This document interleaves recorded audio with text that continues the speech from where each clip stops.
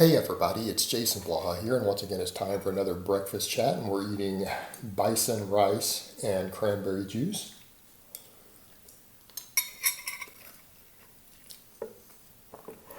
All right, let's talk a little bit about belts. It's a topic that's come up several times in the last few days in my comment section, actually since Friday. And people have to recall, many people know, I used to be, when I say used to be, I corrected this stance years ago. Meaning I have actually made multiple videos explaining why the overwhelming amount of the data convinced me that I was wrong. That both the scientific literature and the anecdotal data from real coaches in the real world convinced me I was wrong. Okay, because I used to be a big advocate for beltless training, and part of it was, well, it's just hardcore. A man doesn't need a belt; he just needs strong abs. All this nonsense, and that was the mindset that I came from, and then I based it on the fact that a couple of really good world record holding lifters advocated beltless training for like half the year. All right, but that doesn't trump scientific data, and the fact of the matter is both of those guys' records have now been broken by guys who wore belts more often. So it kind of goes to show you that that's not necessarily a single anecdote like that doesn't work. So the question becomes of why do I wear a belt for most of my lifts? And a lot of my lifters, it's funny, I get clients who haven't got up to speed with my new stuff and they're unaware of my stance. I've had at least one or two who, oh, well, I want to be beltless because of the same mentality that I had before. And I'm telling them, look, as your coach, you need to put a belt on. Okay? Get a belt on. You'll be better off for it. And I believe in belts for most lifts. And here's the problem we run into. People will say, well, if you just get really strong with a belt, you take that belt off, you're not going to be able to do anything. Well, that's a myth. That's not based on reality. We know that belts, when used correctly, allow you to contract your abdominal wall, all the muscles of your core, obliques, everything else, harder. They allow you to contract them harder as you brace against the belt. Now, if you're contracting a muscle harder, what happens? I'm not just talking about the movement. People say, well, you can't do that when the belt is off, but it's kind of like saying, if you use a barbell and you curl it with your biceps, as soon as that object that helped you build your biceps up is gone, your biceps won't be able to do anything. Right? They won't have any strength. Do you people understand how silly that is? Think about that for a moment. The belt allows you to brace your core harder and contract the muscles harder while training consistently. That means that they're going to get bigger and stronger. Okay? A bigger and stronger abdominal wall is going to be bigger and stronger whether the belt is there or not. Just like your bicep gets bigger and stronger whether the dumbbell is there you're curling or not. When you're not training, the muscle tissue that you gain and the strength that you gain remains the next day. All right? That's a fallacy. And let's come over to the point with that. Let's look at me. I squat and deadlift over 600. Okay? With a belt. Does anyone think that you can do that without a monstrously strong core? Do you think the average gym goer, that their core is strong enough to do that? No. No, it's not. It's not. Core has to be pretty strong for that. I take the belt off, I still have a strong core. Also, let's come over to the point with that too. Anyone who wants a core strong enough to do those things with a belt is probably training their abs and erectors and everything else separately on top of it.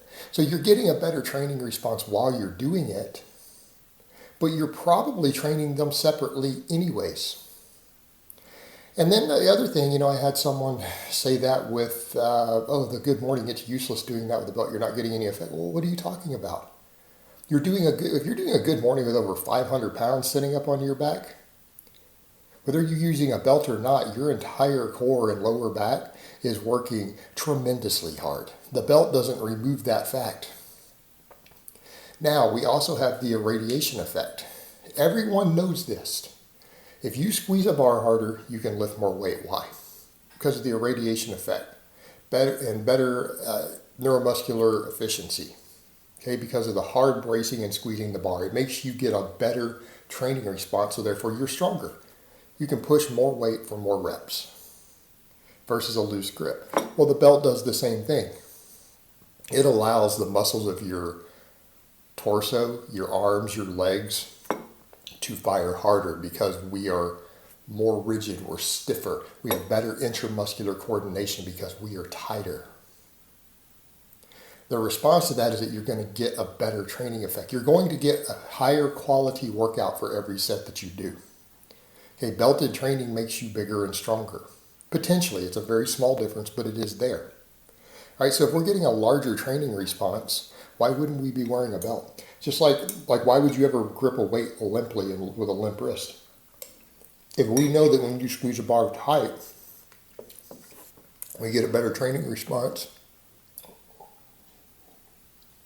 A good lifter learns to squeeze the bar really hard on everything that they do. Right? Most of you are familiar with that. Hopefully you understand that. If you don't, then we don't know the basics of training. You need to start back at ground one. Getting tight. Okay, the belt is another tool that we use to get tighter and to brace hard. It will make you better at curls. Okay, your bicep will contract harder on curls if you squeeze the bar hard and you have a belt to brace against. Even your bicep. And with bigger movements, this is a no-brainer. We get a larger training response. Then what about the recovery end? And this part is hypothetical. The others are pretty well accepted, data accepted science. Let's come over to the recovery effect. You hear experts out there who talk about axial loading having its own separate recovery component. That means compressing the spine, right? When you wear a belt, you raise your intra-abdominal pressure. It actually will reduce the amount of compressive stress on your spine, at least in theory, a small amount, because we're braced tighter, raising the intra-abdominal pressure, and we're creating a stronger, more rigid trunk. My hypothesis there is that it will slightly offset the recovery negatives from big axial loading movements, and that means squatting, deadlifting, overhead pressing, all these things. All these things that compress your spine, they're harder to recover from. I think that belts may, and that's the point, this is a hypothesis, may help with the recovery end of that.